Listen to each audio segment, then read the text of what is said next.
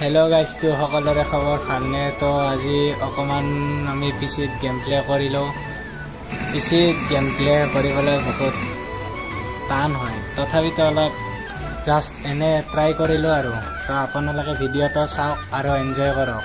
ভাল লাগিলে like, subscribe and share কৰি দিব।